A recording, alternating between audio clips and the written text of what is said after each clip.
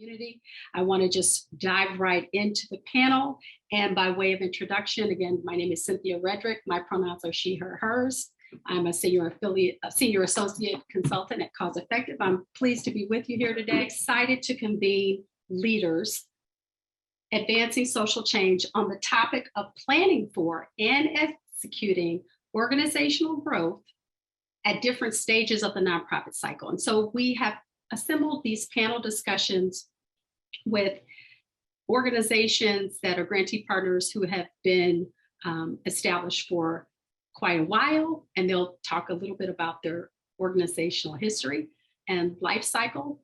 And then we have some organizations that have grown into their enterprise stage prior to the pandemic and since then. I want to just dive right in with the first question, and I'm going to combine the introduction, your brief introductions, with the question. So if you could each provide your name, your pronouns, title that you hold, and the length of time you've been affiliated with the mission. I'd like for you also to share, related to your role in relationship, what has turbocharged growth looked like at your organization? And Claudia, I'd like to begin with you and Anjanette. Thank you so much. Thank you, Cynthia. Good morning, everybody. Thank you for the invitation. It's a privilege and honor to be here. My name is Claudia Espinosa. I am the founder and director of Latinas on the Verge of Excellence Love Mentoring Program. I've been pursuing this calling since 2011, and it's been it's my life. So thank you for having me here today. I want to move to the second question. We're doing a lightning round of 3 questions in this hour. So the second question is, has the pandemic era helped you to strengthen either your fundraising, or has it further informed your strategy around board governance and board development? If so, can you give an example?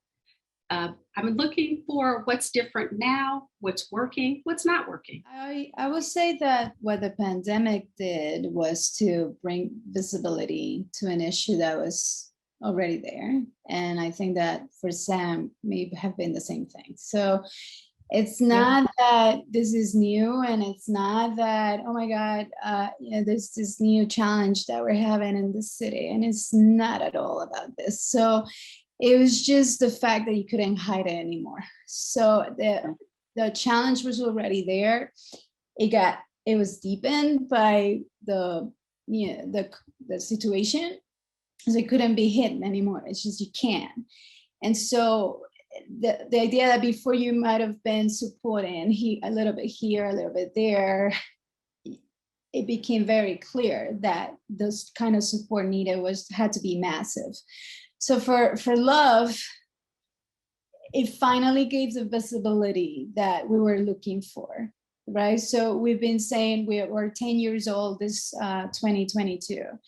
We've been saying for the past almost 11 years, there is a situation here. Young Latinas in New York City have the highest suicide attempts. We've been verbalizing that for 10 years. And then people have been paying attention, sometimes not. And now it's like you can't deny it, right? So that I've always, for this past year and a half, I've been saying it's really bad, but for organizational development has been really good, right? Because finally we're getting the support and attention that we've been looking for. And so I think that this situation has really helped to grow, to kind of get to a level that we, as we've been saying, is not about the funding. It's about having the support that we need, to increase capacity, to increase volume, to increase everything, to really create impact, right? So it's great that you can give us all the financial support, but it has a much, much, much bigger purpose in that.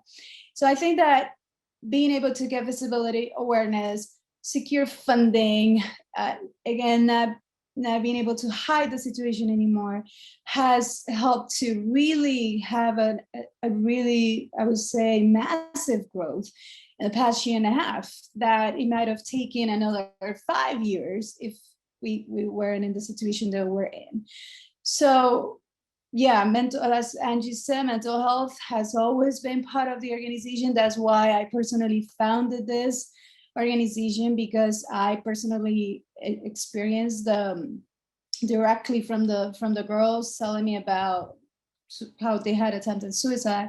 So it's been there all along. So now we provide mental health in addition to reproductive health and college access. But as Angie said, this past year and a half, fortunately, we have a board member that has a firm, a practice of social workers. And so we really had the support needed to put a system in place to support our girls. So yeah, thank you for the space, Cynthia. Thank you so much. I put in the chat ahead of the curve advocacy, because that's what I think of when I think of love mentoring. Thank you so much, Claudia.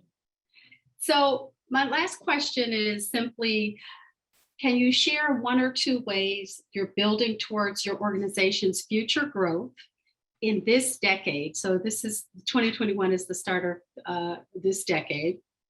And I'm always thinking about this, and anybody who's, talked to me knows I'm always, what is 2030 going to look like? Thinking, what is 2025 going to look like in terms of your mission and programs? And I'd like to start with Claudia on this question.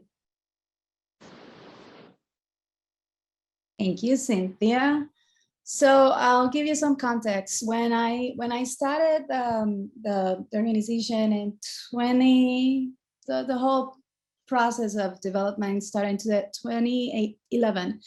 The first program happened in 2012, and it started as a pilot at NYU, and it was a mentoring program, and it became a sustainable model as an after school for public schools.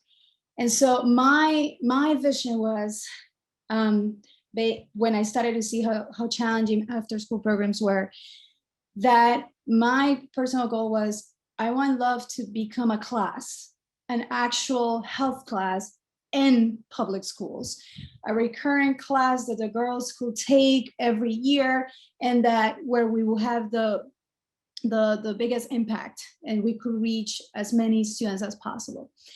That was the context again, 2012, 2022. And it happened.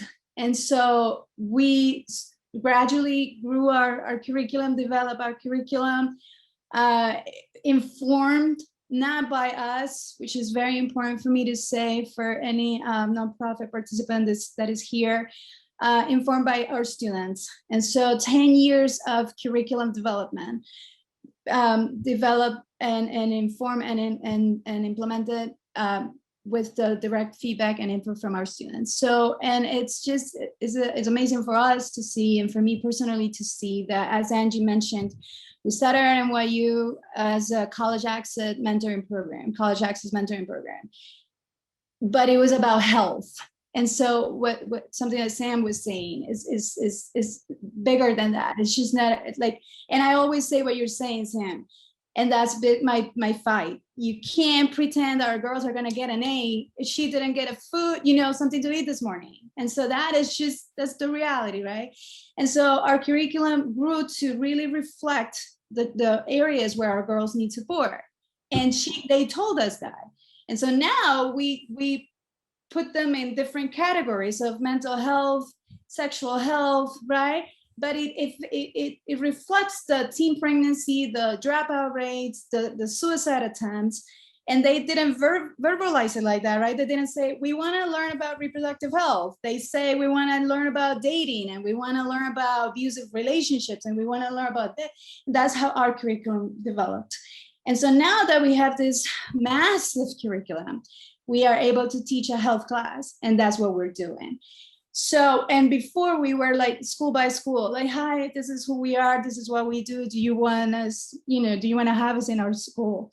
And they were like, yeah. Now it's more like, okay, there's the district. There are districts in New York City in different boroughs that where the population that we serve live. And so we're tackling not one school, but districts.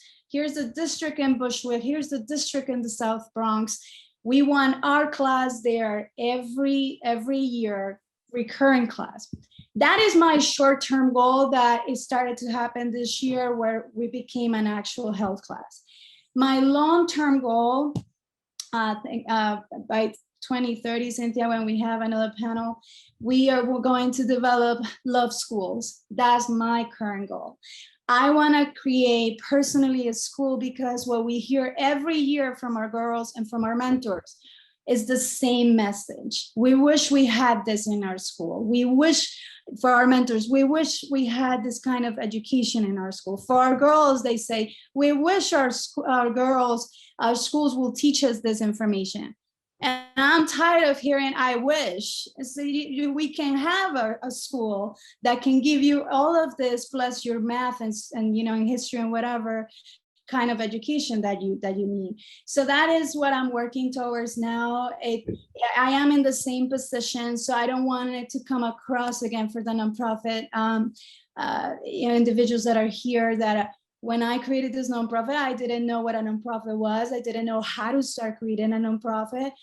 But now it's like, I want to create a school. It's like, okay, so where do we start? And that's where we are, developing an application to open a school in New York City. But I know that we were able to create this nonprofit.